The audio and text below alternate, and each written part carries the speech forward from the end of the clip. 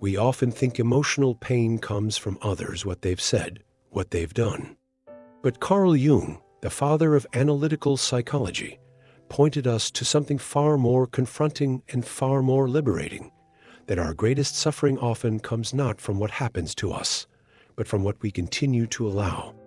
In this video, we're exploring how Jung's profound psychological insights can help us understand the emotional dynamics we tolerate in relationships, especially those masquerading as love, and why doing so can harm us on a soul-deep level. What we'll uncover today is not just a list of red flags or relationship advice, but a roadmap for psychological awakening. This is about seeing clearly the patterns that wound us, naming them without shame, and reclaiming the authority to say, no more. According to Jung, the psyche seeks wholeness. But when we tolerate toxic behaviors and confuse dysfunction for love, we fracture our sense of self. We betray our own emotional truth for the sake of connection, often because that's what we were conditioned to do. We stay quiet to keep the peace. We rationalize cruelty as just how they are, and we keep showing up to be hurt again because the alternative, being alone or facing the unknown, feels even scarier. But healing begins the moment we choose clarity over chaos and love for ourselves over tolerance of pain. Let's begin with emotional manipulation. This behavior doesn't always appear dramatic. In fact, it's often subtle, dressed in the language of care and intimacy. It sounds like, if you loved me, you'd do this. Or, you're being selfish for needing space. Emotional manipulation weaponizes your kindness and uses your empathy as a tool for control. Over time, it conditions you to question your instincts, to doubt your needs, and to surrender your boundaries. Jung believed that denying the soul's truth leads to illness, emotional, spiritual, even physical. And emotional manipulation is the silent assassin of that truth. It convinces you that your discomfort is guilt, that your hesitation is wrong, and that your identity must bend to fit someone else's mold. But love, real love, doesn't twist you out of shape. It honors your integrity. It gives you space to breathe. Then there's control disguised as protection. It's the partner who wants to know where you are at all times, not because they care, but because they're afraid. It's the friend who discourages your growth, cloaked in concern. Jung's shadow theory helps us understand this. Often, people who try to control us are projecting their own unresolved fears and insecurities. But when that projection is disguised as care, it can confuse us. We mistake caging for safety. But true protection doesn't limit you. It liberates you.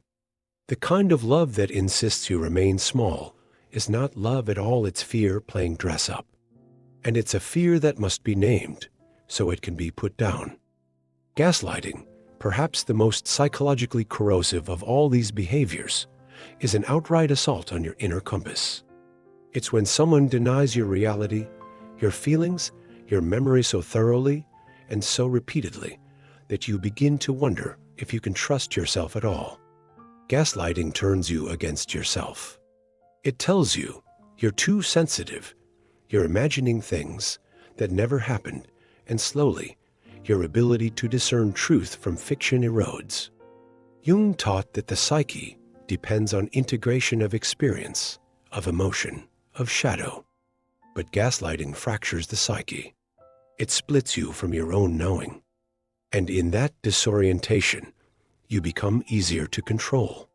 Breaking free from gaslighting means reclaiming your inner voice and declaring, my feelings are valid. My memory matters. My truth is not negotiable. Let's talk about contempt masked as honesty. This one hides behind a noble banner. I'm just being real.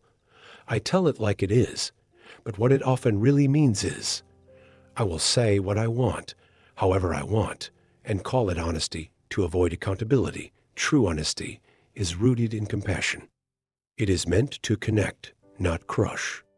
Jung believed that each of us is engaged in the lifelong process of becoming whole, of nurturing a self that can hold contradiction, vulnerability, and growth. But when someone delivers their opinions as weapons, it doesn't build, it breaks. When critique comes with cruelty, it's no longer honesty. It's contempt. And contempt corrodes love faster than any other force. It tells you that who you are is fundamentally wrong. And that lie, if accepted, can follow you for years. The chronic dismissal of your inner world is another form of relational erosion. This happens when your dreams, your passions, your creativity, your soul's language are constantly met with indifference, sarcasm, or disapproval. Jung believed that our individuation, our journey toward wholeness, requires the honoring of the inner life. When someone you love repeatedly devalues your inner world, they are asking you to suppress your spirit to maintain the relationship. That's not love. That's spiritual suffocation. And the cost is not just sadness, it's disconnection from your very essence. To preserve the health of your soul, you must be willing to say, I will not dim my light to be acceptable. My joy, my curiosity, my vision, they matter. And if you can't see them, I will go where I am seen. Now we come to betrayal, repeated over and over, followed by hollow apologies. I'm sorry means nothing without change. Yet so many people live in cycles of pain because each apology dangles the hope of healing. But Jung reminds us, repetition of harm is not a mistake. It's a decision. Each time someone breaks your trust and returns with the same behavior, they are showing you what they value, and it's not your well-being. Enduring betrayal repeatedly doesn't prove your loyalty. It diminishes your worth. It teaches your psyche that pain is the price of intimacy.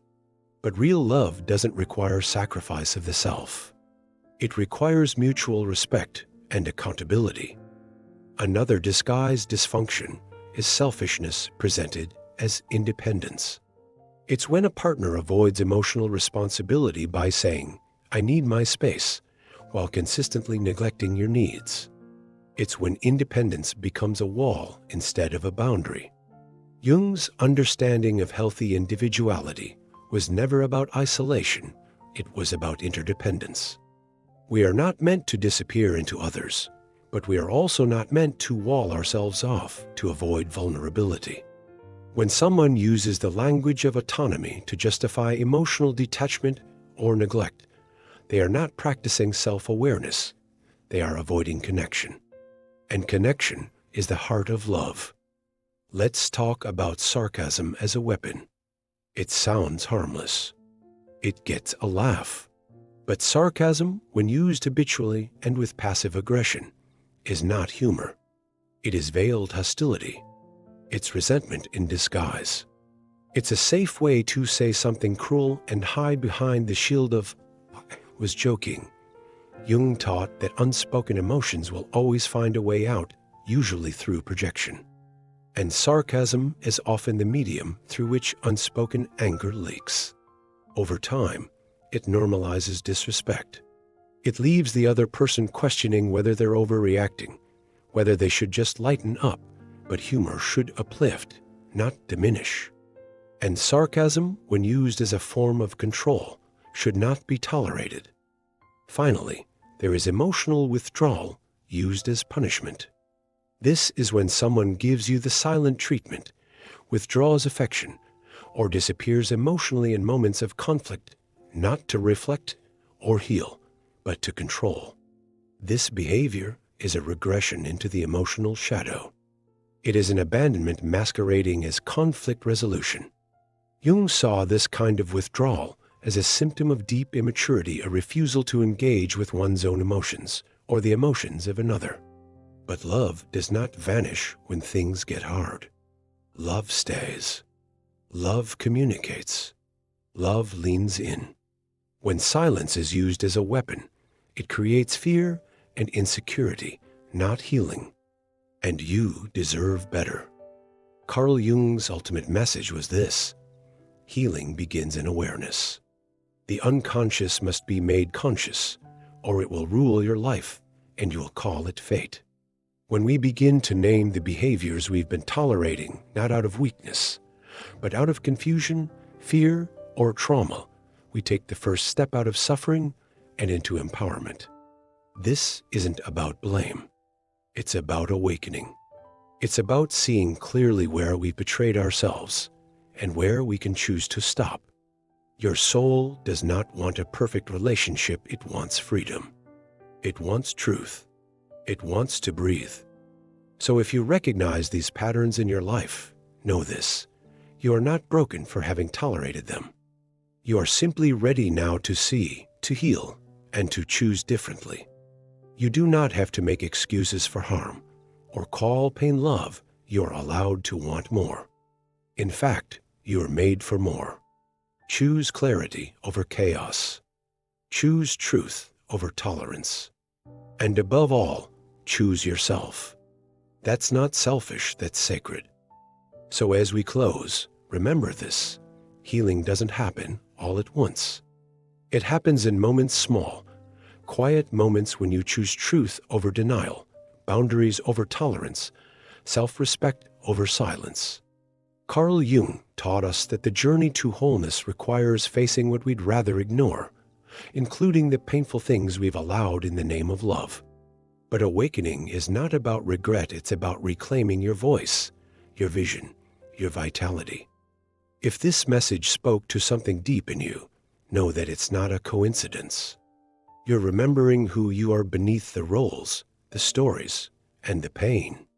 And that remembering, that reconnection with your soul, is where transformation begins. You are not here to suffer endlessly for the sake of love. You are here to grow, to feel, to heal, and to be free. Thank you for being here, for choosing awareness, and for honoring your inner truth.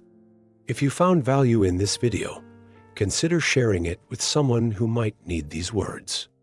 And if you'd like to continue this journey of self-discovery and healing, don't forget to subscribe, like, and join this community where we grow not through perfection, but through honesty, compassion, and courage. Until next time, take care of your heart, listen to your soul, and never forget, the love you deserve begins with the love you give yourself.